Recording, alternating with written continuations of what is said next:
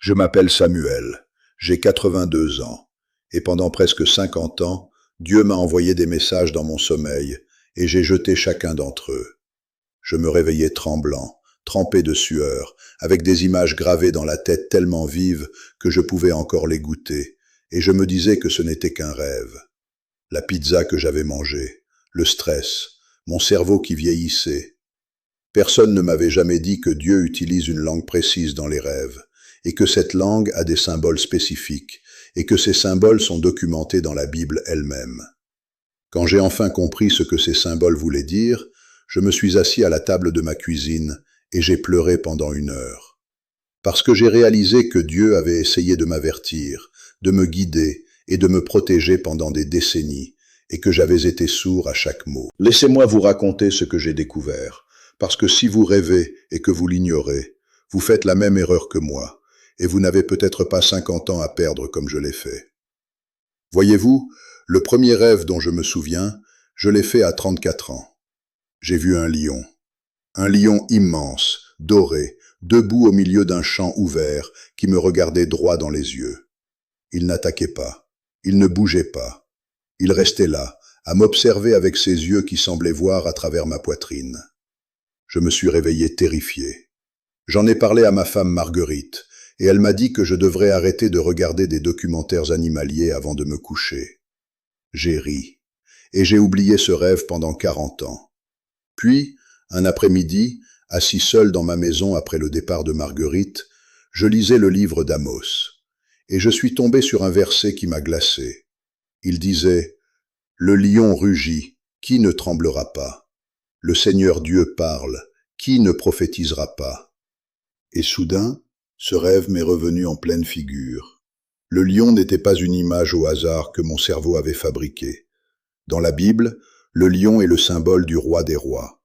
Jésus lui-même est appelé le lion de la tribu de Juda. Quand Daniel a été jeté dans cette fosse pleine de lions, Dieu leur a fermé la gueule et a transformé un lieu de mort en lieu de protection. Et quand Samson a rencontré un jeune lion sur la route, l'Esprit du Seigneur est descendu sur lui, et il l'a déchiré à main nue, et plus tard, il a trouvé du miel dans la carcasse. La douceur sortit de ce qui était mortel. Ce lion dans mon rêve, c'était un message. Dieu me disait que j'avais une autorité que je n'avais jamais réclamée, une force que je n'avais jamais reconnue, un appel que je fuyais depuis toujours. Et je l'ai ignoré parce que personne dans mon église ne m'avait jamais enseigné que Dieu parle à travers les rêves avec des symboles bibliques précis. Laissez-moi vous parler du deuxième symbole que j'ai manqué, les portes. Honnêtement, je ne peux pas compter combien de fois j'ai rêvé que je me tenais devant une porte. Parfois elle était ouverte, parfois elle était fermée.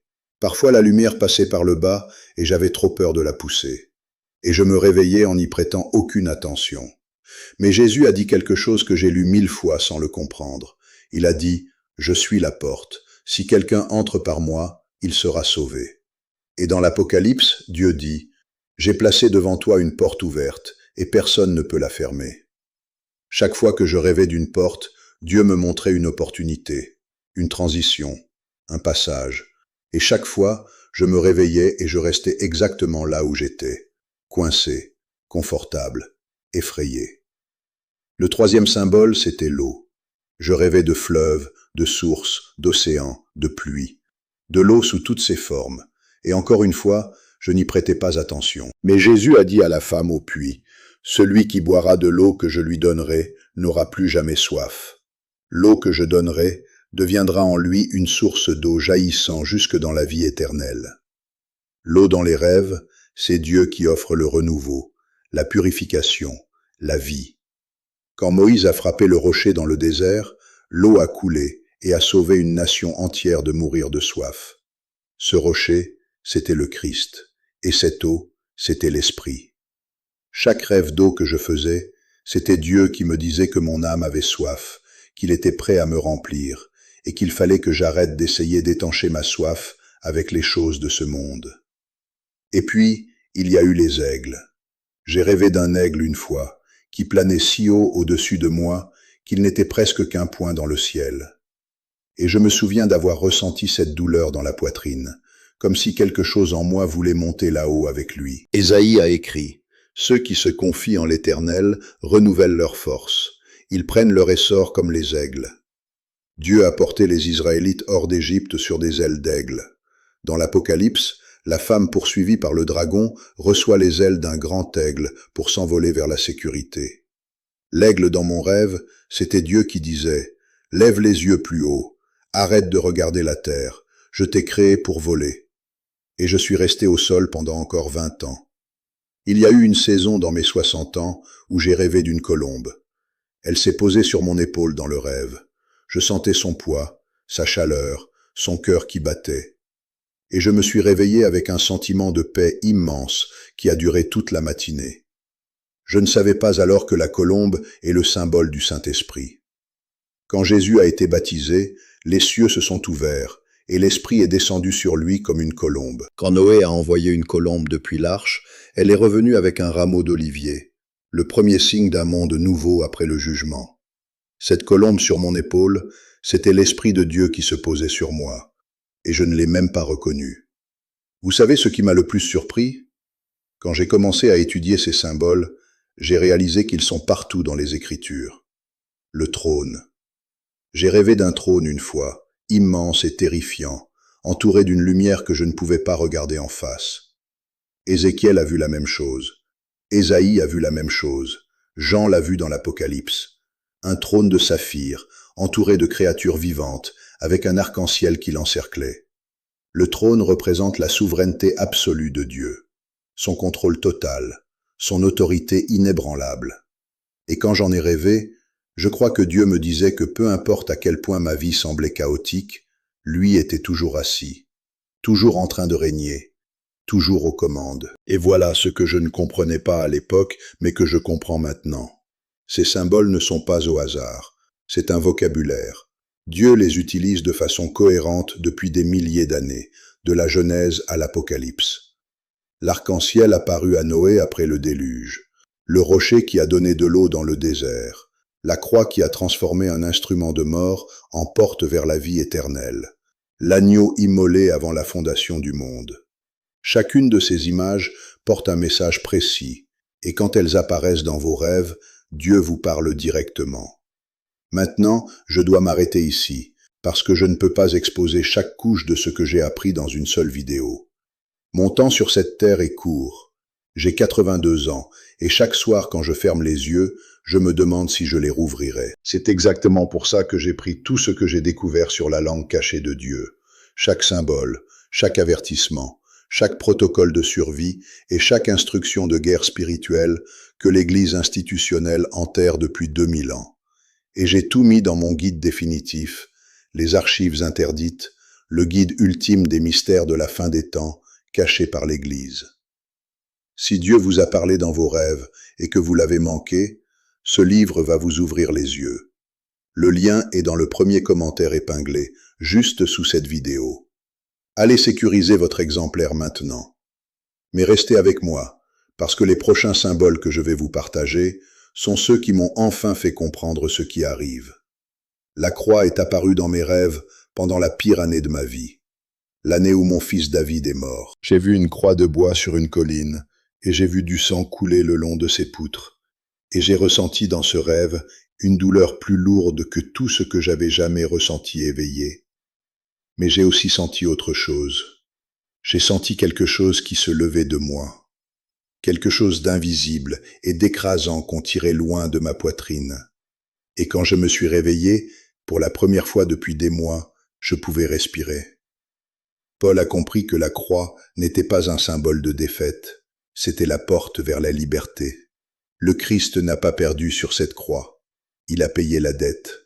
3 jours plus tard, il a vaincu la mort elle-même. Ce rêve, c'était Dieu qui me rappelait que ma souffrance avait un but, et que la résurrection allait venir. J'ai rêvé une fois de blé, des gerbes de blé doré qui pliaient dans le vent. Et je n'ai su que des années plus tard que le blé est l'un des symboles les plus importants de toute l'Écriture. Joseph a rêvé que les gerbes de blé de ses frères s'inclinaient devant la sienne, et ce rêve a annoncé sa montée au pouvoir et son rôle pour sauver des nations entières de la famine. Pharaon a rêvé de 7 épis de blé bien remplis, suivis de 7 épis maigres, Et Joseph a interprété ça comme 7 années d'abondance, suivies de 7 années de famine. Jésus lui-même a dit, « Si le grain de blé tombé en terre ne meurt, il reste seul, mais s'il meurt, il porte beaucoup de fruits. » Le blé dans vos rêves, c'est Dieu qui parle de provision, de sacrifice, de récolte. C'est Dieu qui dit qu'une saison arrive et que vous devez être prêt. Puis, il y a eu l'huile. J'ai rêvé qu'on versait de l'huile sur ma tête, épaisse et chaude, qui coulait sur mon visage. C'était sacré. Ça donnait l'impression d'être choisi pour quelque chose que je ne méritais pas. Dans la Bible, l'huile est le symbole du Saint-Esprit et de la consécration. Samuel a versé de l'huile sur la tête de David, et l'Esprit du Seigneur est descendu sur lui à partir de ce jour-là. La veuve, au temps d'Élisée, n'avait qu'une petite cruche d'huile, et Dieu l'a multipliée jusqu'à ce qu'elle remplisse tous les vases vides de sa maison. L'huile, c'est l'onction. C'est Dieu qui te met à part. C'est le signe que quelque chose va changer. Et puis il y a eu les chiffres. Le chiffre 7 est apparu dans mes rêves plus de fois que je ne peux les compter. 7 bougies, 7 portes, 7 pierres. Dans la Bible, 7 est le nombre de l'achèvement divin. Dieu s'est reposé le 7e jour. Josué a marché autour de Jéricho 7 fois le 7e jour. Les murs sont tombés. 7 signifie que Dieu termine quelque chose. Il achève son œuvre. Et le nombre 144 000 de l'Apocalypse, les serviteurs scellés de Dieu de chaque tribu, représente la totalité de son peuple racheté, protégé et préparé pour le dernier chapitre. J'ai aussi rêvé d'Olivier, debout seul dans la tempête, avec des racines tellement profondes que rien ne pouvait les déraciner. L'olivier est le symbole de la paix, de l'endurance, de l'onction. Quand cette colombe est revenue à Noé avec un rameau d'olivier, c'était le premier signe que le jugement prenait fin et qu'une vie nouvelle commençait. Jésus lui-même a prié au milieu des oliviers de Gethsémané la nuit avant sa mort. L'olivier endure. Il survit à la sécheresse, au feu et à des siècles de tempête. Et quand vous en rêvez, Dieu vous dit que vous endurerez aussi si vos racines sont assez profondes. J'ai passé 50 ans à dormir à travers les messages de Dieu. 50 ans d'avertissements gaspillés, de portes manquées, d'invitations ignorées. Ne faites pas mon erreur. Ne vous couchez pas ce soir en écartant ce que Dieu met sous vos yeux. Parce que nous entrons dans un temps où ces rêves vont s'intensifier. Les symboles vont devenir plus clairs. Les avertissements vont devenir plus urgents. Et si vous ne connaissez pas la langue, si vous n'avez pas le code complet de ce que Dieu dit à son peuple depuis 2000 ans, vous allez manquer le message le plus important de votre vie au pire moment possible. Regarder cette vidéo ne suffit pas. Hocher la tête à mes paroles ne suffit pas.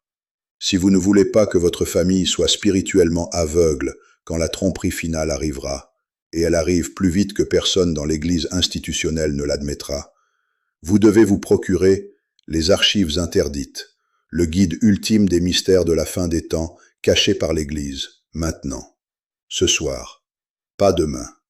Je ne sais pas combien de temps encore on va me laisser parler de ces choses. On m'a déjà averti d'arrêter. J'ai déjà vu d'autres se taire. Le lien est dans le premier commentaire épinglé, juste sous cette vidéo. Cliquez dessus. Récupérez le livre. Lisez-le de la première à la dernière page. Puis mettez-le dans les mains des gens que vous aimez le plus. Parce que quand la nuit viendra, et elle vient, ils auront besoin de chaque mot dans ces pages pour voir clair. Avant de partir, mettez un pouce en l'air pour que d'autres qui cherchent des réponses puissent trouver cette vidéo. Laissez un commentaire en me racontant ce dont vous avez rêvé. Abonnez-vous à la chaîne pour que le prochain avertissement vous arrive à temps. Mais avant tout, prenez le livre. Dieu vous parle dans le noir. Il est temps d'apprendre à l'écouter. Que Dieu vous bénisse et que vos rêves deviennent la porte ouverte que vous attendez depuis toujours.